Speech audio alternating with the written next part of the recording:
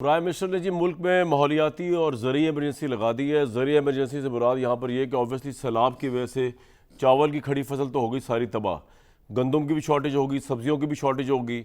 और सूबों को जो है वो अब सूबों से तो वो पूरा नहीं कर सकेगी अपनी ज़रूरियात जो आवाम के लिए है।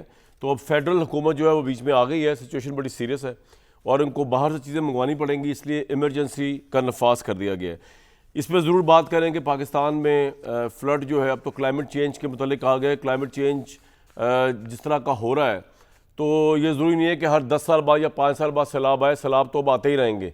तो उसके लिए हमारी कितनी तैयारी है, इस पर ज़रूर बात करेंगे आज, क्योंकि ये बड़ा अहम मामला है। क्योंकि अगर हर अगले साल भी इस तरह सैलाब आ गया, फिर अगले साल भी, तो फिर हम तो तबाह हो जाएंगे। हम तो एग्रीकल्चर सोसाइटी है और हमारा सारा बैकबोन जो है पाकिस्तान का मईशत का वो ज़राअत के ऊपर है।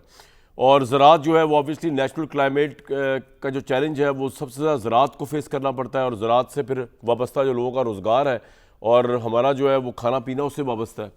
दूसरी एमरजेंसी हालात चल रहे हैं मशरक़ वस्ता के अंदर इस वक्त, जहाँ पर इसराइल ने हमला जो किया कतर के ऊपर, तो पूरी दुनिया शशो पंज में है।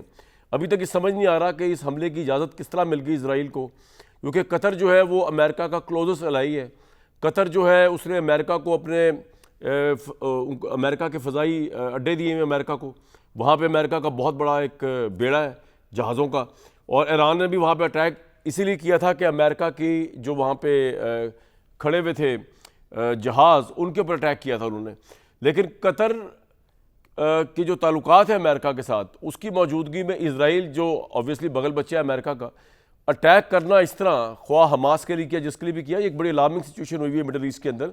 फिर एक इंटरनेशनल सिनेरियो के अंदर हम ये भी देख रहे हैं कि हमारे बिल्कुल करीब नेपाल में जो डेवलपमेंट हुई है, तो ये इंटरनेशनल हालात जो है इस वक्त वो किस हद तक पाकिस्तान को इफेक्ट करेंगे। एक तो क्लाइमेट चेंज इफेक्ट कर रहा है पाकिस्तान को, एक ही जो नेपाल और जो मिडल ईस्ट के मामलात है, ये पाकिस्तान की डिप्लोमेसी, पाकिस्तान की स्ट्रेटजी और पाकिस्तान के लोकल अफेयर्स जो किस तरह इफेक्ट करेंगे, इस पर ज़रूर आज बात करेंगे। हमारे साथ सबसे पहले अहमद हसन अरबी हैं। आप मिडल ईस्ट के की मामलात को, सियासत को और बैनुल-अक़वामी मामलात को एनालाइज़ करते हैं। हमारे साथ एहसान अफजल खान, मज़हर अब्बास साहब, डॉक्टर इकराम हक साहब भी मौजूद हैं जो हमारे मईशत और आबी अमूर को देखते हैं। अहमद हसन अरबी साहब, ये समझ नहीं आ रहा कि ये हुआ क्या, मिडल ईस्ट पे इस वक्त क्या सिचुएशन है इसराइल के कतर पे अटैक के बाद? जी बहुत शुक्रिया। देखें, मिडल ईस्ट के अंदर जो इस वक्त क्राइसिस है वो मजीद से मजीद कॉम्प्लिकेटेड होता चला जा रहा है। अमेरिका की आपने जैसे अपने इंट्रोडक्शन में भी बात की कि अमेरिका का इसमें बहुत इंपॉर्टेंट रोल है। अमेरिका पे इस वक्त $37 ट्रिलियन का कर्जा है। अमेरिका की इकोनॉमी को अगर आप इंडिपेंडेंट इकोनॉमिस्ट को भी पढ़ें तो वो कहते हैं कि एक डाइंग इकोनॉमी है। और इस सारी सिचुएशन में अमेरिका के अंदर इस वक्त जो एक वो मेक अमेरिका ग्रेट अगेन का जो स्लोगन था डोनाल्ड ट्रंप का, और ये जो टकल कार्लसन और ये सारे जो लोग थे, जो एक पेट्रियट्स का बैंड था जो चाहते थे कि अमेरिका अपने जी। आप को जंगों से पुल आउट करे और अपने रिसोर्सेज को अमेरिका के अंदर लेके आए, वो एक सोच बहुत तेजी से अमेरिका में ताकत पकड़ रही थी। और इसी कॉन्टेक्स्ट में अमेरिकन गवर्नमेंट की एफर्ट थी कि वो मिडल ईस्ट के अंदर कोई ऐसी इक्वेशन क्रिएट कर सके कि अमेरिका वहां से निकल जाए। लेकिन जिस तरह बिल क्लिंटन ने भी अभी पिछले दिनों अपने इंटरव्यू के अंदर कहा कि इस वक्त मिडल ईस्ट के अंदर जो जंगें हो रही हैं वो सिर्फ इस वजह से हो रही हैं कि नेतन्याहू अगले 4-5 साल मजीद हुकूमत कर सके। तो इस वक्त जो इसराइल ने जेनोसाइड लॉन्च किया हुआ है गाजा के ऊपर, उसका वजन उठाना, उसका बोझ उठाना और इसराइल की हरकतों का बोझ उठाना अब मुश्किल होता जा रहा है, अमेरिका के लिए भी, यूके के लिए भी और यूरोपियन लेकिन सर कंट्रीज मुश्किल के किस लिए। तरह होता जा रहा है? वो तो इसराइल ने तो ये क्लेम किया कि अमेरिका को बताकर अमेरिका के आशेरबाज से कतर जैसा इलाका जो कि बिल्कुल पीसफुल है, जिसका जो ना ईरान के ब्लॉक के अंदर है ना जो गजा के लोगों को सपोर्ट करता है, जो टोटल अमेरिका का अलाई है कतर, वो कतर पे अटैक जब कर दिया तो फिर आप किस तरह कह सकते हैं कि ये कोशिशें जो है जी मैं अमेरिका वही की? आपसे अर्ज कर रहा हूं कि इस वक्त अमेरिकन व्हाइट हाउस के अंदर भी ऑफिशियल्स जो हैं वो ये बात कर रहे हैं कि इससे ज्यादा हम कंफ्यूज्ड पहले कभी नहीं रहे। अच्छा। अमेरिका के अंदर भी ये जो सारी इक्वेशन है, अभी जब ईरान के ऊपर भी इसराइल ने हमला किया तो उसने कहा कि मैंने अमेरिका से इजाजत लेके की है, और फिर उसके बाद व्हाइट हाउस का बयान आया कि हमें तो पता ही नहीं था, हमारा तो कुछ लेना देना नहीं है। इसी तरह कतर के ऊपर भी जब अटैक हुआ तो पहले कहा कि जी अमेरिका कि हमने इजाजत लेके अमेरिकन इंटेल के साथ हुआ है, फिर कहा कि ये टोटल इंडिपेंडेंट है, इसमें अमेरिकन इन्वॉल्वमेंट नहीं है, ना मिलिट्री ना स्कैंडल। सो 3 से 4 स्टेटमेंट्स इनकी चेंज हुई हैं। जैसा मैं आपसे अर्ज कर रहा हूं कि इस वक्त अमेरिका को भी जो पुश कर रहा है वो नेतन्याहू कर रहा है, और नेतन्याहू बिल्कुल बदमस्त हाथी बना हुआ है जो सारी इक्वेशन को अमेरिका के लिए भी डिस्टर्ब कर रहा है। पूरे खित्ते के अंदर, मिडिल ईस्ट के अंदर सारी सिक्योरिटी गारंटीज जो अमेरिका पिछले 10 सालों से मिडिल ईस्टर्न कंट्रीज को दे रहा है और उसके अगेंस्ट ट्रिलियंस ऑफ डॉलर्स ले रहा है, वो सारी सिक्योरिटी जो सेटिंग है वो वो सारी तबाह हो गई। मिडिल ईस्ट वो तबाह हो गई, वो खराब होगी। तो जाहिर है अमेरिका के भी इंटरेस्ट में मैं ये जरा नहीं लोगों है। को बता दूं, सिक्योरिटी सेटिंग से मुराद जो अहमद साहब कह रहे हैं वो ये है, वर्ल्ड वॉर 2 के बाद जापान को सिक्योरिटी अम्ब्रेला अमेरिका ने दिया हुआ है कि attack on Japan will be an attack on America, America defend करेगा, इसलिए जापान की कोई आर्मी भी नहीं उस तरह की। इसी तरह कतर और सऊदी अरेबिया, इनको भी सिक्योरिटी अम्ब्रेलास दिए हुए, ऐसा ही है अहमद साहब? जी बिल्कुल, जी बिल्कुल। अच्छा सर, और ये जो उसके जी जी कंफ्यूजन जो है उसके ना जो आप कह रहे हैं, ये बड़ी खतरनाक चीज़ है, क्योंकि मिडिल ईस्ट जो है वो ऑलरेडी बड़ा खतरनाक इलाका है। तो ये कंफ्यूजन अगर तो जेन्युइन है तब भी बड़ी खतरनाक बात है, और अगर अमेरिका फैला रहा है तो इसकी वजह क्या हो सकती है? जी दोनों, इसकी वजह ये हो सकती है कि अमेरिका के अंदर एक पूरा लॉबीज का सेटअप है। There is a lobby within a lobby. America के अंदर, जैसा मैंने कहा, बहुत पावरफुल लोग हैं इस वक्त इक्तदार में हैं जो ये चाहते हैं कि अमेरिका पुल आउट करे, यूक्रेन रशिया की जंग भी कम हो, मिडिल ईस्ट का क्राइसिस से भी अमेरिका किसी तरह निकल आए। इस वजह से नहीं कि उनका ह्यूमैनिटी का जज्बा जागा हुआ, इस वजह से कि उनके इंटरेस्ट में है अमेरिका को बचाना। दूसरी तरफ एक वो लॉबी है जिसको आप नियोकॉन्स भी कह सकते हैं या नियो कंजर्वेटिव्स कह सकते हैं, जिसको जो प्रो वॉर लॉबी है, जो चाहती है कि मजीद जंगें हों एट द एक्सपेंस ऑफ जो एक कॉमन अमेरिकन है। तो इस सारी कंफ्यूजन के अंदर एक टग ऑफ वॉर चल रही है अहमद जिसमें साहब, कोई लोगों को जरा बताइएगा ब्रीफली कि इसराइल का क्या इन्फ्लुएंस होता है अमेरिका की किसी भी गवर्नमेंट के ऊपर? देखें, इसराइल की एक लॉबी होती है जिसको एपैक कहते हैं, जो इसराइल के लिए लॉबी करती है अमेरिका की पॉलिटिकल कॉरिडोर्स के अंदर। ठीक है। और अमेरिका का ये पिछले, जब से इसराइल की ये नापाक रियासत मार्ज वजूद में आई है तब से अब तक जो इनके जो जो प्रेसिडेंट्स रहे हैं वो हमेशा से इसराइल की, आज तक किसी अमेरिकन प्रेसिडेंट ने इसराइल के प्राइम मिनिस्टर या प्रेसिडेंट या इसराइल की गवर्नमेंट के खिलाफ इस तरीके से बात नहीं की जिस तरीके से अब की है। इनका इन्फ्लुएंस इतना ज्यादा था, they practically controlled the White House. लेकिन अब वो इन्फ्लुएंस जो है उसमें फिक्शंस पैदा हो रही हैं, इख्तलाफात पैदा हो रहे हैं। ये एक पेज पे अभी अमेरिका और इसराइल भी नहीं है। इसराइल की बका को नेचुरली भी खतरा है। जो चीजें आप तक नहीं पहुंचती वो ये है कि 2% इसराइली इसराइल छोड़ के जा चुके हैं पिछले 2 सालों में, परमानेंटली छोड़ के जा चुके हैं। इसराइल के अंदर इस वक्त जो अल्ट्रा ऑर्थोडॉक्स पार्टी है वो नेतन्याहू को छोड़ के चली गई है। कनेसे में अच्छा अहमद साहब, एक बात नेतन्याहू बताइए कि इसराइल की टेक्नोलॉजी का हमारे लिए भी तो बड़ी अलार्मिंग फैक्टर है, क्योंकि इंडिया जो है वो इसराइल की टेक्नोलॉजी इस्तेमाल करता है। जिस तरह हम चाइना की इस्तेमाल करते हैं तो इंडिया जो है वो इसराइल की करता है। तो जो इसराइल ने जो हिसाब किताब बनाया हुआ है अपना कि वो कभी ईरान पे अटैक करके मार देता है टारगेट को, कभी वो कतर पे अटैक, तो ये कितना अलार्मिंग है हमारे लिए इसराइल की इस टेक्नोलॉजी का होना, और किस हद तक चांसेस है कि ये इंडिया को भी ट्रांसफर हो सकता है? या आप समझते हैं कि इस वॉर के बाद 10 मई वाली अब ये पॉसिबल नहीं है इंडिया इस तरह का कोई इसराइली टेक्नोलॉजी हमारे खिलाफ इस्तेमाल करे? नहीं, देखें, इस वक्त दुनिया में दो जिनोसिडल मीनियक्स हैं जो हुकूमत कर रहे हैं, एक जो मोदी, एक मोदी है और एक नेतन्याहू है। आप इंटरेस्टिंग चीज ये देखेंगे कि इसराइल के साथ कोई भी मुल्क ओपनली उस तरीके से नहीं खड़ा जिस तरीके से इंडिया खड़ा है, और इस इंडिया के साथ भी ओपनली कोई मुल्क नहीं खड़ा उस तरीके से जिस तरीके से इसराइल खड़ा है। तो इन राइट। दोनों को सिर्फ और सिर्फ एक दूसरे का सहारा है। इनकी जो आइडियोलॉजिकल से लेकर कन्वेंशनल जो इनकी वो जो जितनी भी इनकी पावर शेयरिंग है, वेपन शेयरिंग है, टेक्नोलॉजी शेयरिंग है, वो बहुत ज्यादा है। Indo Israel alliance direct threat है पूरे मुस्लिम वर्ल्ड के लिए, सिर्फ पाकिस्तान के लिए नहीं। और ये आगे आप देखते जाएंगे कि ये आप मजीद मेरे साथ ही रहिएगा, मेरे साथ रहिएगा। मैंने आपसे अभी एक नेपाल के मतलब पूछना है, राणा साहब, कितना मुश्किल है पाकिस्तान के लिए इस वक्त? एक तरफ हमारा दिल धड़कता है पैलेस्टाइन के लिए, एक तरफ हम खड़े हुए गजा के इशू के ऊपर, दूसरी तरफ हम अमेरिका के प्रेसिडेंट के साथ भी बड़े अच्छे ताल्लुकात हैं हमारे, हम उनको नोबेल पीस प्राइज भी देना चाहते हैं, हम उनके साथ भी चलना चाहते हैं, उनसे ट्रेड भी चाहते हैं। कितना बड़ा चैलेंज है पाकिस्तान को बैलेंस करना मिडिल ईस्ट के इशू को और अपने अमेरिका के साथ ताल्लुकात को? बिस्मिल्लाहिर्रहमानिर्रहीम। देखें कामरान साहब, इसमें तो 100% क्लैरिटी है कि जो इज़राइल ने एक सोवरेन नेशन को हमला किया है और उनकी जो सोवरेनिटी को चैलेंज किया है अटैक करके, वो भी तब जब कतर जो है एक मीडिएटर का रोल अदा कर रहा था इज़राइल और हमास के दरमियान में।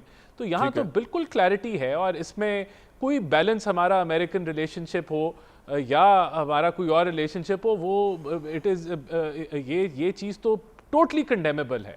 और हम तो इजराइल की जाहिरियत जो गाज़ा में है और जो ओवरऑल वो करता रहा है उसको तो हम सबसे बड़े उसकी तनकीद करते रहे। लेकिन अब देखें, अब इसके रिस्पॉन्स में, क्योंकि कतर की हिस्ट्री नहीं है कहीं भी ऑफेंस करने की, और कतर एक निगोशिएटर ही रहा है और उसने हमेशा पीस को परसू किया है, तो ये सारा इस चीज़ के ऊपर डिपेंड करता है कि कतर अब किस तरीके से रिएक्ट करता है। और जीसीसी कतर ने कोई रिएक्ट नहीं करना सर। कतर ने क्या रिएक्ट करना है? कतर बेचारे ने क्या रिएक्ट करना है? उसको तो डेफिनेटली फिर जिस मुल्क पे हमला हुआ है तो उसी के रिएक्शन के ऊपर फिर अब आगे हमने तो कतर के साथ जो हमारे प्राइम मिनिस्टर हैं उन्होंने अमीर ऑफ कतर को भी जो है वो फ़ोन किया, उन्होंने प्राइम मिनिस्टर जो उधर उनसे राब्ता भी कायम किया और कंडेम किया और अपने तावन का भी पूरा जो है बिल्कुल ठीक है जो है गारंटी किया कि हम तावन करेंगे। तो डेफिनेटली अब ये कतर ने लीड लेनी। सर आपका पॉइंट आ गया, खड़े इंटरनेशनली, बिल्कुल आपका पॉइंट आ गया। बजर साहब, मिडिल ईस्ट की सिचुएशन और जो नेपाल में नौजवानों ने की है, इन दोनों को आप किस तरह देखते हैं? खासतौर पर इनका पाकिस्तान के लिए किस तरह आप इम्प्लीकेशंस देखते हैं? शुक्रिया कामरान। देखिए, जो मिडिल ईस्ट की सिचुएशन है, एक बात बिल्कुल अपने जहन में बैठा लें, जो भी इजरायली प्लान है उसको अमेरिका की पूरी हिमायत हासिल है और कुछ अरब कंट्रीज़ की हिमायत हासिल है। यानी हमास हो या हिजबुल्लाह हो, ये सिर्फ अमेरिकन और इजराइल को नहीं खटकते, ये बहुत सी अरब कंट्रीज़ को भी खटकते हैं, क्योंकि उनको अपने अंदर भी इस तरह की तब्दीली, उनको ईरानी ब्लॉक का समझा जाता है ना, तो ऑब्वियसली सऊदी अरेबिया वगैरह तो उस तरह नहीं, उनके साथ हैं। बिल्कुल ठीक। हमास वगैरह, सीधी सी बात यह है कि जब से ये लड़ाई छिड़ी है तो इजराइल का टारगेट ये है, अमेरिका का टारगेट ये है, और इवन अगर आप अक़वाम मुत्तहिदा में देखें कि जो ममालिक फ़लस्तीन को अलहदा रियासत तस्लीम करने की भी बात कर रहे हैं, वो भी ये कह रहे हैं कि हमास को ख़त्म करना पड़ेगा, हमास को डिसआर्म करना पड़ेगा। तो वो जो सिचुएशन है, ये जो अटैक है, ये बिल्कुल उसी सिलसिले की एक कड़ी है। अब ईरान इसमें एक रुकावट है, तो ईरान के साथ जो उनका वो है, वो समझते हैं कि इस पूरे कॉन्फ्लिक्ट में जो ईरान है वहाँ उनको प्रॉब्लम आती है, और पाकिस्तान के बारे में भी हमें अलर्ट रहना चाहिए। दूसरा, जो नेपाल में चीज़ें हो रही हैं, देखिए, इंडिया ने in the last few years, India को श्रीलंका में नुकसान हुआ है, इंडिया को बांग्लादेश में नुकसान हुआ है, इंडिया को अब नेपाल में भी नुकसान होगा, क्योंकि ये वो खित्ते हैं इस रीजन के कि जहाँ इंडियन इन्फ्लुएंस बहुत ज़्यादा रहा है। ठीक है, बांग्लादेश में बहुत रहा है, नेपाल में बहुत रहा है, श्रीलंका में बहुत रहा है वो।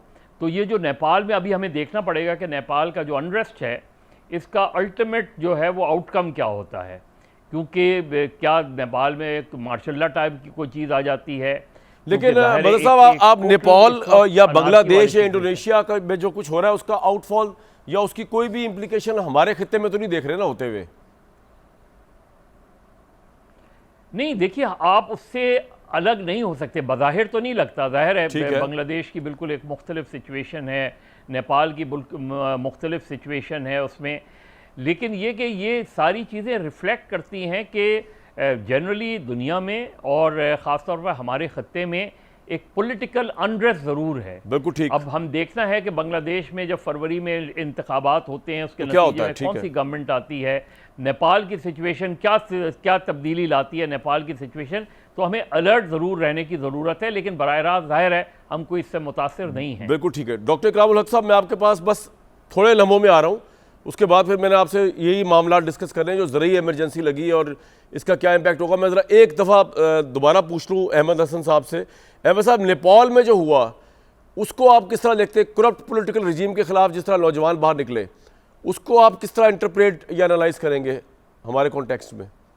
देखें, हमारा नेपाल के साथ जो रिलेशन है उसको हम जो रीजनल कॉन्टेक्स्ट में अगर देखें तो बहुत इंपॉर्टेंट हो जाता है, स्पेशली जब ये इंडिया के साथ हमारे अब पाकिस्तान इंडिया के दरमियान में जो कॉन्फ्लिक्ट थी, जो फॉरेन पॉलिसी पावर प्रोजेक्शन थी पूरे खत्ते के अंदर, वो ऑपरेशन सिंदूर का जो इन्होंने ड्रामा किया और फिर उसके बाद ऑपरेशन मार्क हक और बुनियानुल मरसूस में जो हमने इनको जवाब दिया, उसके बाद से वो प्रोसेस बहुत एक्सपेडाइट हो गया। वो जंग जो थी बिहाइंड द सीन्स बहुत तेज हो गई है।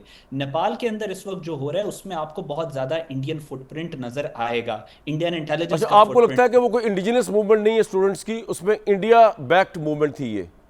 देखिए कामरान भाई, उसमें वो जो मूवमेंट थी उसकी रियलिटी अपनी जगह पे मौजूद है। जो रजीम के खिलाफ, जो गवर्नमेंट के खिलाफ प्रोटेस्ट थे, फिर उनके जो नेपोटिज्म के खिलाफ जो प्रोटेस्ट हो रहे थे पिछले 4-5 माह से, वो अपनी जगह थे। सोशल मीडिया पे बैन अपनी जगह मौजूद था। लेकिन होता यह है कि जब इस तरह का अनरेस्ट क्रिएट होता है तो बहुत सारे आउटसाइड प्लेयर्स आ जाते हैं जो फिर फायदा उठाते हैं बिल्कुल ठीक। सिचुएशन। तो अब होगा ये कि आने वाले दौर में हमें चंद दिन, चंद हफ्ते वेट करना पड़ेगा कि नेपाल के अंदर सिचुएशन क्या इमर्ज करे। अभी जो ओली, प्राइम मिनिस्टर ओली की गवर्नमेंट थी, ये बहुत सख्त खिलाफ थी इंडिया के। इसने राम मंदिर वाले वाकये की बात हो या एससीओ बिल्कुल ठीक। कॉन्फ्रेंस के अंदर अभी रिसेंटली हिमालयाज के लियो ले जो पास था उसके ऊपर स्टेटमेंट हो, तो ये इंडिया को ये गवर्नमेंट पसंद नहीं थी। अब ये गवर्नमेंट रिमूव हो गई है। अब देखना है कि इसके मुकाबले में कौन सा पैरेलल सेटअप एक आएगा। मुझे सवाल और बता दीजिए, मिडल ईस्ट सिचुएशन में पाकिस्तान की कोई सिग्निफिकेंस है कि बहुत पाकिस्तान को ज्यादा, रोल प्ले कर सकता है? बहुत ज्यादा सिग्निफिकेंस कैसे? है पाकिस्तान ने अभी ईरान इसराइल का जो कॉन्फ्लिक्ट था उसके अंदर भी बहुत कलीदी किरदार अदा किया था। अच्छा। मिडिल ईस्ट के अंदर आप अभी देखेंगे कि जब अमेरिका की सिक्योरिटी गारंटीज डिस्टर्ब हुई हैं तो बहुत सारे प्लेयर्स अब आएंगे मिडिल ईस्ट को सिक्योरिटी गारंटी देने के लिए। तो आप वो एक रेस अभी आप देखेंगे कि मिडिल ईस्ट के अंदर जो अच्छा, आपको लगता है इक्वेशन। कि पाकिस्तान से इस तरह सऊदी अरब जो है वो पाकिस्तान से एक सिक्योरिटी अलायंस में है, which is not even probably documented, इस तरह आपको लगता है मैं कतर भी कर सकता है पाकिस्तान के साथ? मैं वही आपसे नहीं, इसमें और बहुत सारे प्लेयर्स इन्वॉल्व होंगे। जब अमेरिका की सिक्योरिटी गारंटी डिस्टर्ब होगी तो डेफिनेटली चाइना भी ये इन्वॉल्व बड़ा होगा, इंटरेस्टिंग पॉइंट है।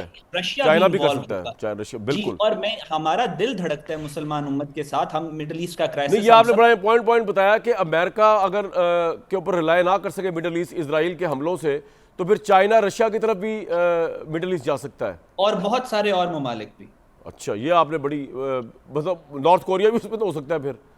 बहुत सारे ममालिक हो सकते हैं। अब तो ओपन फील्ड है ना, जहां जहां अमेरिका अपना पावर इन्फ्लुएंस लूज करता जाएगा ऑटोमेटिकली दूसरे ममालिक घुसते और चले आपको जाएंगे। लगता है कि अमेरिका अपना इन्फ्लुएंस लूज कर रहा है, और अगर कर रहा है तो क्या ट्रंप की वजह से कर रहा है, या ओवरऑल खित्ते की सूरत हाल ऐसी है कि इसराइल को कोई अमेरिकन प्रेसिडेंट कंट्रोल नहीं कर सकता? दोनों दोनों फैक्टर्स हैं जो ओवर डिपेंड, इसराइल के साथ जो अमेरिका की ओवर जो ये जो प्रॉक्सिमिटी है वो अमेरिका को भी इस वक्त इफेक्ट कर रही है। जैसा मैंने शुरू में भी कहा कि अमेरिका इस वक्त इसराइल का बोझ उठाने के काबिल नहीं है जो पिछले 70 साल वो उठाता रहा है। अमेरिका वो अमेरिका नहीं है जो वॉर ऑन टेरर 2001 के वक्त था। अमेरिका भी एक डिक्लाइनिंग सुपर पावर है। सो इक्वेशन भी चेंज हो रही है, दुनिया के राइजिंग हालात। कौन है, चाइना एंड रशिया? देखें, पोल्स जो हैं दुनिया इसमें राइज नहीं होगा, इसमें दुनिया यूनिपोलर से मल्टीपोलर की तरफ आ रही है। एक मल्टीपल सुपर सेटअप जब पावर्स, चेंज, ठीक। जी, एक सेटअप जब चेंज होता है, जिसको Condoleezza Rice, American national security adviser ने कहा था, these are birth pangs of a new civilisation जो मिडिल ईस्ट के अंदर इमर्ज हो रहा है। तो सिचुएशन चेंज हो रही है। तो इसमें तो फिर पाकिस्तान ने जो रशिया और चाइना के साथ ताल्लुकात अपने अच्छे रखे हुए हैं, चाहे अमेरिका लाइक करे या लाइक ना करे, वो सही स्ट्रेटजी है हमारी फिर? बिल्कुल ठीक, हमारी आइडियल इस वक्त फॉरेन पॉलिसी है। और मैं यहां तक भी कहूंगा कि पिछले फॉर द पास्ट 70 ईयर्स इससे बेहतर बैलेंस्ड फॉरेन पॉलिसी की पाकिस्तान की नहीं आई। आप जिससे जितना इंडिया को भी मर्जी, बहुत प्रेशर मिल रहा है। बिल्कुल ठीक। बहुत जी शुक्रिया बिल्कुल ऐसे ही। अहमद हसन अरबी, आपसे वक्त वक्त दोबारा भी बात करते रहेंगे। आपने इंटरनेशनल अफेयर्स के ऊपर हमें बताया, अमेरिका से ताल्लुकात भी बताया। डॉक्टर साहब, मैं आपके जब एनालिसिस देखता हूँ, पढ़ता हूँ, लगता है ऐसे है कि ये हुकूमत जो है ये तो बिल्कुल फारिग है सैलाब को काउंटर करने के लिए। ना इनका फ्लड कमीशन कुछ काम कर सकता है वफाकी हुकूमत का, ना इनको पता है कि बैराज जो है उनके अगर गेट ख़राब हो जाए उनको ठीक भी करवाना होता है। Sir, what's your take? ये जो ज़रूरी इमरजेंसी अब लगी है, ये तो नागुज़ीर नहीं थी, कोई भी हुकूमत होती तो ये सैलाब तो एक क्लाइमेट चेंज, एक नेचुरल आ गया ना डिज़ास्टर। हुकूमत क्या कर सकती थी यहाँ पे डॉक्टर साहब? जी, यूजुअली जब भी सैलाब के बाद की सूरत हाल होती है तो उसमें बताया जाता है कि रिलीफ़ का प्रोग्राम जो है और जो उसको हम अब मीट कर रहे हैं चैलेंज को, वो बहुत आला है। ऐसा पिछली कोई हुकूमत नहीं कर सकी है। तो ज़ाहिर है इस हुकूमत ने भी वही किया है। एमरजेंसी पहले आपको याद होगा एजुकेशन की लगाई थी, फिर पता चला कि और बच्चे भी स्कूलों से बाहर हो गए हैं। तो अल्फाजी में तो हम माहिर हैं और मीडिया प्रोजेक्शन में भी हमारा जवाब नहीं है। हर हुकूमत का मैं ख़ास इस हुकूमत को नहीं टारगेट कर रहा। जितनी भी हमारी सिविल हुकूमतें माशाल्लाह रही हैं उन सब का यही एक ख़ास सा रहा है कि वो अपनी कारकर्दगी के लिए जो प्रोजेक्शंस करते हैं वो तो बहुत आला होती हैं, मगर हकीकत जो है वो यही होती है कि पाकिस्तान में जो निज़ाम है अदारों के, वो आहिस्ता आहिस्ता इतने ख़राब होते चले जा रहे हैं कि ये किसी एक हुकूमत का मसले से ज़्यादा ये इस तरफ ज़ाहिर करता है कि हमारे अदारों के अंदर जो सलाहियतें थीं 60s में 70s में, वो इतनी कमज़ोर क्यों हो गई हैं, उसकी वजह तलाश किए बगैर, उसमें इस्लाहात किए बगैर वो तो ब्लेम गेम्स फिर जारी रहेंगी। तो आर्टिकल्स का मकसद तो ये बताना था कि अदारे जिनको काम करना चाहिए प्रिवेंशन का, जिनको पहले से सूरत हाल को एंटिसिपेट करना चाहिए, पूरी दुनिया करती है। कहाँ प्रॉब्लम हम आया तो ये पाकिस्तान नोखा में कुछ नहीं आपके ख्याल करेंगे। में? इस दफ़ा फ्लड को किस तरह बेहतर तरीके से निपटा जा सकता था? क्या इम्प्रूवमेंट करने की ज़रूरत थी? देखिए, ये तो बिल्कुल फोरकास्ट हो रही थी कि बारिशें भी पहले से ज़्यादा होंगी, और ये भी फोरकास्ट थी कि हमारे जो बंद हैं वो इस काबिल नहीं है। हम तो कट एंड पेस्ट के लिहाज से हमें यही नहीं पता कहाँ फ्लोज़ हैं, कहाँ हमने किस तरह की चीज़ें हैं, किस तरह की उनकी हमने देखभाल करनी है। तो नीचे जो हमारे माशाल्लाह अब एडमिनिस्ट्रेटिव स्ट्रक्चर्स हैं वो ना सिर्फ ऑब्सोलीट हो चुके हैं बल्कि इनएफिशिएंसी की भी आखिरी हदें छू रहे हैं। तो उसकी वजह से अगर आप सैलाब आने के बाद फिर कश्तियाँ ना मिलें, लोगों को हज़ारों रुपए और लाखों रुपए देने पड़े, अभी तक वो उनके लिए ऐसा छत का इंतज़ाम भी ना हो सके, फूड के लिए भी, मगर कहीं कहीं हम देखें कि अच्छी प्रोजेक्शन हो रही है, जाकर उनको खाना सर्व किया जा रहा है, अच्छी अच्छी फिल्में दिखाई जा रही हैं। मगर जो उनके हालात हैं, लोगों को तो इससे कोई गरज नहीं है कि आपके फ्लड कमीशन ने कोई कागजी रिपोर्ट तैयार कर दी थी। उन्होंने तो बहुत पहले 2010 में, आपको याद होगा, सैयद मंसूर अली शाह साहब उस वक्त एक ट्रिब्यूनल के हेड थे लाहौर में, और उसकी अगर रिपोर्ट आप पढ़ें तो उससे ही पता चल जाएगा कि आबाशी के महकमों में सबसे ज़्यादा करप्शन है। जी बिल्कुल। अब उसको दुरुस्त किया गया क्या? उसके उस ट्रिब्यूनल की रिकमेंडेशंस को फॉलोअप हुआ क्या? हुकूमतों ने उसके ऊपर संजीदगी का मुजाहरा किया? ये वो संजीदा सवालात हैं जिसके ऊपर गौर करना चाहिए, और आइंदा के लिए जो हमें और मुश्किलात इस महाज पर आने वाली हैं उसके लिए तैयारी करनी चाहिए, बजाय इसके कि हम फ़ोटोशूट्स में रहें, या हम देखिए वो जो या तो हम कंप्लेसेंट हो जाते हैं या फिर हम ये समझते हैं कि ये दिखाने से शायद मसाइल हल हो जाएंगे। तो वो चीज़ करें जिससे कि मसाइल हल हों, वो चीज़ें ना करें जिससे मज़ीद वसाइल को ज़ाया करें। और वो दुरुस्तगी, देखिए कामरान साहब, असलाहाती जो हम बहुत ज़्यादा कहते हैं, अब ये वर्ड भी इतना ख़राब हो गया पाकिस्तान में कि मुझे कई सालों से जब मैं FBR के रिफॉर्म्स पे लिखता तो अब मैंने लिखना ही छोड़ दिया कि वहाँ रिफॉर्म्स के ऊपर हमने बिलियंस ऑफ डॉलर्स के कर्जे ज़ाया किए हैं, और उसका हाल आज भी वही है कि वो ज़्यादा से ज़्यादा जालिम होता जा रहा है, वो मईशत को तबाह कर रहा है, उसका टैक्सेशन सिस्टम पहले से ज़्यादा ऑप्रेसिव होता जा रहा है। तो फिर हम इस्लाहात किसको कहते हैं? अभी आपने एमरजेंसी का जिक्र फरमाया, आप बताइए एजुकेशन की एमरजेंसी कब लगी थी? वो अभी तक ख़त्म नहीं हुई, मगर हमारे बच्चों के स्कूलों में क्या हालात हैं? हमारी 133 इंजीनियरिंग यूनिवर्सिटीज़ हैं, किसी एक की मुझे आप स्टडी दिखाएं कि वो बताए कि पाकिस्तान में आने वाले 10 सालों में जो ये माहौलियाती क्राइसिस है इसमें हम फ्लड से कैसे निपटेंगे। बाहर की यूनिवर्सिटियाँ के तो जो प्रोफेसर्स हैं वो उसके ऊपर प्रोजेक्ट्स करते हैं, उसके अंदर सीट ऑफ एक्सेलेंस है। हमारे यहाँ भी 8-10 बने हुए हैं, मगर कमाल है कि कभी किसी ने कोई काम करके दिखाया हो। आप फैसलाबाद यूनिवर्सिटी के अंदर एक सीट ऑफ एक्सेलेंट है वाटर मैनेजमेंट का और फ्लड्स प्रिवेंशन का, उसको ज़रा देखिए, आज तक उन्होंने कोई काबिल कदर पेपर शाया किया है? पाइड आपके यहाँ एक अदारा है आपके इस्लामाबाद में, कितना माना जाता है कि जी वहाँ डेवलपमेंट से रिलेटेड जो है वो बड़ी हार्ड कोर रिसर्च होती है। आज तक उन्होंने कोई प्रैक्टिकल स्टडी नहीं की, वो सिर्फ बैठ कर डिफरेंट स्टडीज़ की कट एंड पेस्ट करते हैं और नीचे अपने कंक्लूजन्स लिख देते हैं। ये कौन दुनिया में करता है? आपको फील्ड में जाके काम करना है, देखना है कि हमारी जो अब सॉइल है उसकी जो अरोजन हो रही है, जो हम स्लैब्स को अब्जॉर्ब नहीं कर सकते, जो हमने दरियाओं के निज़ाम ख़राब किए हैं, जो हमने दरख्त बर्बाद किए हैं, जब अब हमने सारा अपना माहौलियाती निज़ाम खुद तबाह किया है, ये तो आकर हमें नेचर ने तबाह नहीं किया ना। जो मैन मेड क्राइसिस है उसको तो क्रिटिसाइज़ करें ना हम। अब मैन मेड क्राइसिस की तरफ तो हम जिक्र ही नहीं कर रहे हैं, बस माहौलियात को और फितरत को रोते चले जा रहे हैं। वो तो पूरी दुनिया फेस कर रही है।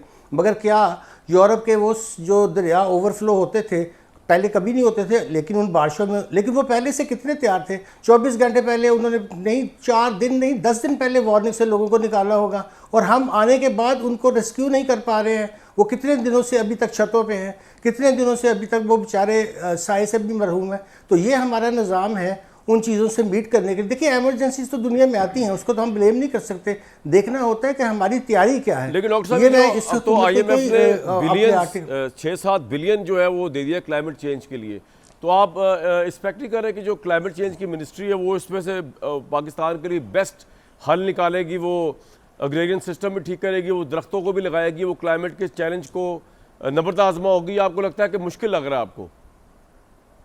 इतनी फंडिंग के बाद नहीं, भी। वो कैपेसिटी ही बात कीजिएगा कामरान साहब, पैसे तो बहुत आते हैं। पैसे मैंने अर्ज़ किया था कि $10 बिलियन हमने ले लिए FBR को रिफॉर्म्स करने के लिए। एक क्लासिक स्टडी है कि उसका क्या हुआ। आज वो अब भी वो उतना ही ख़राब महकमा है, बल्कि पहले से ज़्यादा ख़राब हो गया है। पैसे हमारा मसला है, मगर पैसों से ज़्यादा हमारा मसला जो है वो क्राइसिस ऑफ कॉम्पिटेंस है। तो क्राइसिस ऑफ कॉम्पिटेंस की तरफ तवज्जो देनी चाहिए कि आफ्टर ऑल ये रियासत में बड़े बड़े काबिल लोग थे। अब वो कहाँ, हमारा क्राइसिस ऑफ कॉम्पिटेंस कहाँ चला गया? ये इस लेवल तक पहुँच चुका है, ये हर फील्ड में है। तो अगर हम इतने ही डिक्लाइन पे चले गए हैं और एक न्यूक्लियर पावर, दुनिया की 5th बड़ी जो है वो पॉपुलेशन, और वो दुनिया की कितनी बड़ी इकॉनमी है, हमें तो दुनिया की 5वीं बड़ी इकॉनमी आज होना चाहिए था। आज हमें दुनिया की लीडिंग कंट्रीज़ में होना चाहिए था। तो ये क्राइसिस नहीं है हमारा, एक जिसे मैं अभी अर्ज कर रहा था कि ये क्राइसिस ऑफ कॉम्पिटेंस है।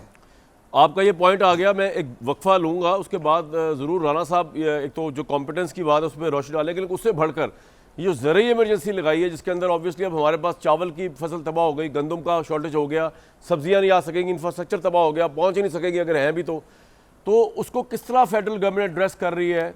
बाहर से मंगवाएंगे, किस तरह महंगाई की क्या पोजीशन होगी? क्योंकि जब बाहर से चीज़ें इंपोर्ट करेंगे वो सस्ते दामों में तो नहीं मिलेंगी। इस सिचुएशन को किस तरह, ऑलरेडी एक बड़ा टफ सिनेरियो चल रहा है।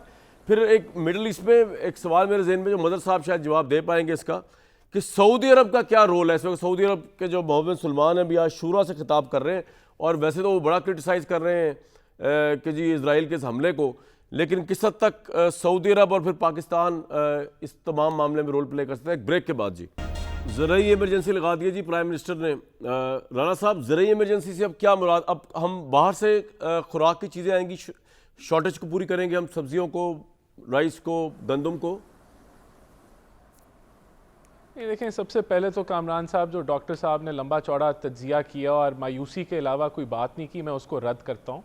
देखें, एक होती है क्राइसिस मैनेजमेंट, के फ्लड्स आए, उसको बड़े अच्छे तरीके से मैनेज करने की कोशिश की गई और मैनेज हुआ। तकरीबन 25 लाख लोगों को एवैक्यूएट किया और उनको सैलाब आने से पहले और सैलाब के दौरान एवैक्यूएट किया। कोई 18 लाख के करीब जानवर एवैक्यूएट किए गए। इनके लिए कैंप्स लगाए गए, दवाइयों का बंदोबस्त किया गया, खुराक का बंदोबस्त किया गया, जानवरों के फॉडर का बंदोबस्त किया गया, पहले लोगों को एवैक्यूएट किया। और फिर अब ऑब्वियसली जो आपका सवाल है कि अब जो इमरजेंसी डिक्लेयर की है उसके अंदर भी अभी जो एपिक्स कमेटी बैठेगी जिसमें चारों वज़रा आला को बुलाया जाएगा और एक पूरा डैमेज असेसमेंट होगी और आगे का लाएमल सूबों के साथ मिलकर बनाया जाएगा। मैं ये कह रहा हूँ कि आप करेंगे क्या? ये अब खाना बाहर से इंपोर्ट होगा, गंदम वगैरह चावल की चीज़ें जो हैं, ये पूछ रहा हूँ आपसे मैं। नहीं देखें, इट इज़ टू अर्ली कि इसके ऊपर हम कहें कि इंपोर्ट होगा और सारा कुछ होगा। अभी तो पहले असेसमेंट होगी कि 15 और 20% अगर क्रॉप डैमेज हुआ है तो उसको कैसे मैनेज करना है, कौन कौन सा क्रॉप डैमेज हुआ है, उसको किस तरीके से आपने जो साहब, इससे तो महंगाई भी काफ़ी होगी, ऑब्वियसली महंगाई भी आएगी जब सप्लाई मुतासिर हो रही है, सब्जियां नहीं पहुंच सकती है वो। इसमें कामरान साहब बिल्कुल ये चैलेंजेस हैं आपके। जब कोई चीज़ शॉर्ट होती है फिर वहाँ होर्डिंग भी होती है, प्रॉफिटेरिंग भी होती है, इन्फ्लेशन भी होती है। इन सारे एंगल्स को हमने मैनेज करना है।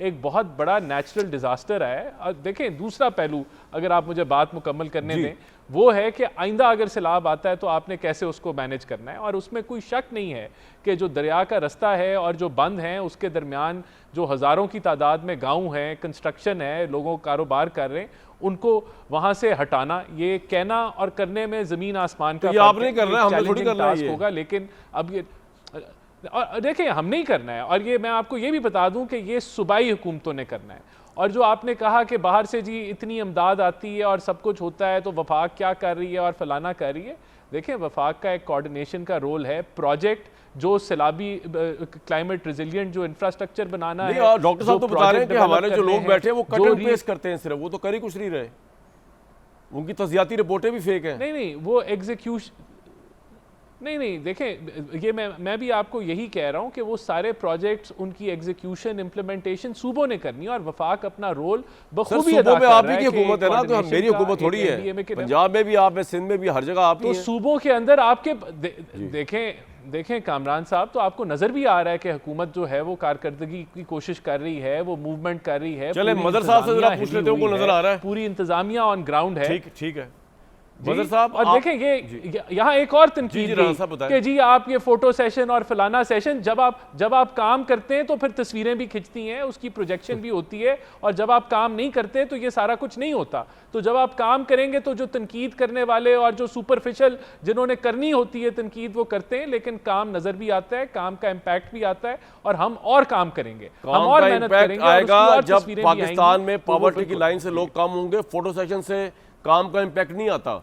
आपको तो अभी इतना काम करना है, 78 साल में हमने इतना वक्त ज़ाया किया है कि आपको तो 24 में से 48 घंटे काम करना चाहिए, और वो जो कैमरामैन है उसको भी रेस्ट कराना चाहिए। तो हम कर रहे हैं काम, हाँ, वो बेचारा जिस चक्कर में फंसा होता है आप लोगों के बिल्कुल साथ। काम करेंगे और काम ही कर रहे हैं, चलो जी, ठीक है। काम ही कर रहे हैं, लेकिन ये कोई तनकीद नहीं जी। बिल्कुल। मदर साहब, ये दिखावा है या हुकूमत ने वाकई अब की दफा बहुत अच्छी परफॉर्मेंस दिखाई है?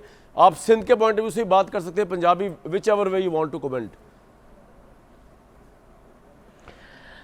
देखिए, ओवरऑल हमें देखना पड़ेगा, सिर्फ सिंध, पंजाब या खैबर पख्तूनख्वा का मसला नहीं है। जी, मैं ओवरऑल पहली पूछ रहा हूं। चीज़ ये कि क्या हम क्लाइमेट चेंज के लिए तैयार थे? आप पिछले 5 साल का अगर जायज़ा ले लें तो हमें लगता ये है कि हम तैयार नहीं थे। ठीक है। हमने 2020 की जो तबाही थी उससे सबक नहीं सीखा। अगर उसके बाद ये रिहायशी स्कीमें जो है उसके रास्ते में बनी, इस तरह के जो प्रॉब्लम्स हमारे सामने आ रहे हैं, हमने उसकी तैयारी नहीं की। एक रैंडम चेंज आती है, बिल्कुल नेचुरल डिज़ास्टर जो होते हैं वो कोई बता कर नहीं आते। लेकिन ये जो चीज़ें हैं, ये जो क्लाइमेट चेंज आ रही है, इसके लिए तो दुनिया में पिछले 5-6 सालों से बिल्कुल आप सही कह रहे हैं। तैयारी भी थी, बहस भी थी, हर चीज़ें। और तो क्या हम उसके लिए तैयार थे? अगर तैयार थे तो फिर आज हाउसिंग स्कीम्स का सवाल क्यों उठता है? सही बात। आज रिहायशी स्कीमें इसके इर्द गिर्द बनती है तो क्यों? दूसरा ये कि जब ज़राई इमरजेंसी, इस वक्त क्या सबसे ज़्यादा लोग चाह रहे हैं जो मुतासर हैं, वो ये कि आप ज़राई इमरजेंसी जब लगा रहे हैं तो आप उस सिलसिले में लोगों को क्या रिलीफ देंगे? देखिए, मैं इस बात को, ये अपने अपने डिपेंड करता है, लेकिन जब मैं काम करता हूँ, बहैसियत हुक्मरां काम करता हूँ, तो मेरी कोशिश ये होती है कि मेरा फ़ोटो सेशन नहीं हो, मेरा काम नज़र आए, मैं नज़र ना हूँ। मेरा काम जो है वो खुद बोलता है, ये किसी एक हुक्मरां की बात नहीं है। हमारे यहाँ ये एटीट्यूड है, हम अपने आप को दिखाते हैं, बैठ के किसी को खाना खिला रहे हैं, किसी के साथ बैठे हुए हैं, ये चीज़ें कभी भी पॉजिटिव इमेज नहीं जाता। आप दुनिया भर में मिसालें देख लें, दुनिया भर में जब नेचुरल डिज़ास्टर्स आते हैं आप उसमें देख लें। कोशिश ये करनी चाहिए कि आपका लोग खुद कहें कि हाँ मुझे इमदाद मिल रही है, मुझे जो है फैसिलिटीज़ मिल रही हैं। उसकी बाकायदा एक ऑफिशियल कवरेज, एक इस तरह फिर इश्तिहारात में इस चीज़ों को देना, ये बदद एहतराम, ये चीज़ें नेगेटिव साइड्स पे जाती हैं। ठीक है। तो इस वक्त एक ओवरऑल चैलेंज है। मेरा ख्याल है प्राइम मिनिस्टर को सारी सूबाई हुकूमतों को लेके बैठना चाहिए, क्योंकि हर साल इस तरह की तबाही आनी है। तो आएगी, अल्लाह ना करे कि इससे तबाही तो नहीं आएगी, क्लाइमेट चेंज हम तो कहीं तो तैयारी करें। बन चुका। बिल्कुल ठीक कह रहे हैं सर आप। डॉक्टर साहब, आप इतनी मायूसी क्यों फैला रहे हैं? ये समझाएं सिर्फ। होने दें फोटो सेशन यार, क्या मसला आपका? मायूसी जी, मैंने सिर्फ ये अर्ज़ किया था कि डिनाइल के मूड में ना रहें, मगर फ़ैसला यही है कि नहीं, डिनाइल का मूड अच्छा है। अब मैं आपके सामने एक छोटी सी बात अर्ज़ करता हूँ कि 18वीं तरमीम के बाद ये तय पाया था कि जो हमारी इकनॉमिक प्लानिंग होगी और जो हमारी इस तरह के चैलेंजेस होंगे उसको फेडरलाइज किया जाएगा। क्विकली कर लीजिएगा प्लीज़। जी इंटरेस्ट की हम जी बिल्कुल, जो हमारी ये कॉमन इंटरेस्ट की जो कौंसल है, इसका मिलना जो है वो आइन में कितने दिन तय था और हमने कितनी मीटिंग्स की। अब जो आप इमरजेंसी लगाकर उनको बुला रहे हैं, तो जब वो आइन में एक तरीक़ाकार वज़ा किया गया कि वो मिल बैठेंगे और ये मीटिंगें होंगी, वो आपने क्यों ना की? सही है। तो ये देखिए, मैं ये नहीं कहना चाह रहा कि ये किसी एक ख़ास हुकूमत का, ये 18वीं तरमीम को हुए भी आपको पता है ना 15 साल तो गुजर गए हैं। इन 15 सालों में हमने वो फेडरलाइज स्ट्रक्चर बनाया जिससे हम इस तरह की नागहानी आफात से निबट सकें, अपने लोगों को वो डॉक्टर साहब चले थोड़ा पॉजिटिव आप सोच रहे हैं कि शायद अब की दफ़ा ये क्लाइमेट चेंज का चैलेंज पाकिस्तान कर ले, या नई उम्मीद लग रही है आपको? जी, तो ये अभी सही फरमाया मज़हर अब्बास साहब ने कि ये 5 साल गुजरे हैं। 2020 में हमने $30 बिलियन का लॉस किया, फिर हम दुनिया की हुकूमतों के पास गए उन्होंने कहा चलिए हम आपको $7 बिलियन देते हैं, उसमें से हम अभी तक फिजिबिलिटी रिपोर्ट्स बनाकर वो पैसा तो क्लेम आपका नहीं कर पॉइंट आ सके। गया। तो जब मैं कहता हूँ कि क्राइसिस, ठीक है, आपका पॉइंट ये आ गया। ये देखिए जो आपका पॉइंट आ गया साहब, आपने क्विकली रिस्पॉन्ड करना है। जी नहीं, देखिए मैं आपसे सवाल पूछ करता हूं सर, ये जो क्लाइमेट चेंज का चैलेंज का आपको पैसे मिले ना आईएमएफ के, इसको सही तरह लगा लीजिएगा। देखिए उन्होंने बिलियंस ऑफ डॉलर रखे हैं इस काम के लिए, लेकिन उसके लिए आपको प्रपोजल्स देने पड़ेंगे। फिर कामरान साहब, लोगों को जी देखिए, लोगों को पता होना चाहिए ये पैसे सूबों ने लगाने हैं, सूबों ने प्रोजेक्ट कंसीव करने हैं, सूबों ने क्लाइमेट रिजिलियंट इंफ्रास्ट्रक्चर बनाना है, सूबों के पास आज वफाक से ज्यादा डेवलपमेंट के बजट हैं, बिल्कुल इसके ऊपर कैपेसिटी बिल्डिंग करनी चाहिए। मैं ये भी कहूंगा कि आपको लोकल बॉडीज की भी जरूरत है। लोकल बॉडीज के इलेक्शन तो भी आप करवाने के मूड में नहीं ना है। नहीं, मैं हूं, मेरा तो हमेशा मैंने इसको वो इमरान खान भी डरता था कि जी वो मेरी पॉपुलैरिटी नहीं है तो मैं नहीं कराऊंगा पंजाब में इलेक्शन। आप भी डरते हैं, अवाम भी जाए भाड़ में, आप लोकल बॉडीज नहीं, हम नहीं डरते, हम कराएंगे लोकल बॉडीज को। मुझे नहीं लगता आप करवाएंगे, होनी चाहिए और बहुत नहीं होंगे और बेहतरी आई है मुल्क के अंदर। पॉइंट आ गया जी आपका, रिस्पांस है वो बहुत बेहतर हुआ है। मैं जी पॉइंट आ गया। और अहमद, मैंने आपको दोबारा जहमत दी, मुझे थोड़ा अहमद साहब बताइएगा कि सऊदी अरब जो है उसकी क्या सिचुएशन है इस वक्त। सऊदी अरब को तो बहुत बड़ी सिक्योरिटी अम्ब्रेला पाकिस्तान अमेरिका की तरफ से भी, और पाकिस्तान भी उनकी, हमारे यहाँ के एक्स आर्मी चीफ ट्रेंड कर रहे हैं उनकी फ़ौज यमन वगैरह जिसके लिए भी, लेकिन हम उनको मक्का और मदीना के लिए ऑब्वियसली सिक्योरिटी अम्ब्रेला भी प्रोवाइड करते हैं। सऊदी अरब कहाँ स्टैंड कर, सऊदी अरब भी अमेरिका के इन्फ्लुएंस से निकल सकता है, क्योंकि ये बहुत बड़ी डेवलपमेंट होगी मिडल ईस्ट में। देखें, अभी सिचुएशन जो है वो बहुत वॉलेटाइल है। देखें, मिडल ईस्ट के अंदर जब उन्होंने ईरान के ऊपर अटैक किया था इसराइल ने, तभी जो सऊदीज पावर कॉरिडोर से उनके अंदर एक सेंस ऑफ इनसिक्योरिटी मौजूद थी कि अगर अमेरिका इसराइल को ईरान पे अटैक करने से नहीं रोक सका तो सऊदी अरब पे अटैक करने से कैसे रोकेगा। और फिर अब जो कतर वाला जब मामला हुआ तो उसके बाद आपने देखा सऊदीज ने खुल के कतर को सपोर्ट किया, और अभी भी सऊदी अरेबिया के अंदर बहुत ज्यादा डिस्कशंस चल रही हैं। मोहम्मद बिन सुल्तान कर रहे थे अपनी शूरा से खिताब, तो वो तो कह रहे हैं हम तो मानते नहीं जो आर्गुमेंट दिया जा रहा है, कतर के ऊपर जस्टिफिकेशन ही कोई नहीं है अटैक की। जी बिल्कुल। तो अब इस सारी सिचुएशन में आप ये देखें कि चाइनीज प्रेसिडेंट ने डायरेक्टली इसको बहुत हार्श अल्फाज में कंडेम किया इसराइल के अटैक को, और अमेरिका को निशाना बनाया क्रिटिसिज्म का। सरगे लेवरॉफ जो रशियन फॉरेन मिनिस्टर है, उसने भी यही सेम लाइन ली। तो इस सारी सिचुएशन के अंदर अब जो मिडिल ईस्टर्न कंट्रीज हैं उनको ये बात वाजे हो चुकी है कि मिडिल ईस्ट में इसराइल को दूसरे मुल्कों पे अटैक करने से सिर्फ और सिर्फ हार्ड पावर है जो रोक सकती है। And it is very unfortunate कि मिडिल ईस्ट के अंदर मुसलमान कंट्रीज के पास strong army, strong military, strong air force नहीं है। आपने देखा टर्की अभी तक बचा हुआ है मिडिल ईस्ट के एज, क्यों? क्योंकि उसके पास फौज है रिटेलिएट करने के लिए, इसी वजह से अभी तक वो बचा हुआ है। तो बाकी अब ये सारे ममालिक देख रहे हैं कि दुनिया में कौन से ट्रस्टेड पार्टनर्स ऐसे हैं कि if the push comes to shove तो हम उनकी सिक्योरिटी गारंटी या सिक्योरिटी अम्ब्रेला में जा सकें। और ये जो मिडिल ईस्ट है हमारे लिए, हमारे मुसलमानों के दिल के बहुत करीब है, लेकिन बाकी पूरी दुनिया के लिए इस क्राइसिस के अंदर अपॉर्चुनिटीज हैं। और ये बहुत बोल्ड बात आपको लगेगी, लेकिन हर मुल्क अपने मफाद को प्रोटेक्ट करने के लिए, मिडिल ईस्ट के पास बहुत ज्यादा ऑयल है, बहुत ज्यादा पैसा है, सिक्योरिटी गारंटीज दे के पैसा अमेरिका भी इसी तरीके से मिडिल ईस्ट से एक्सट्रैक्ट करता रहा है। आपका पॉइंट आ गया। क्विकली बजर साहब, आपके ख्याल में अगर सऊदी अरब को शिफ्ट करना हुआ अपना टिल्ट, वो चाइना रशिया की तरफ जाएगा या पाकिस्तान या इन तीनों के साथ ही जाएगा?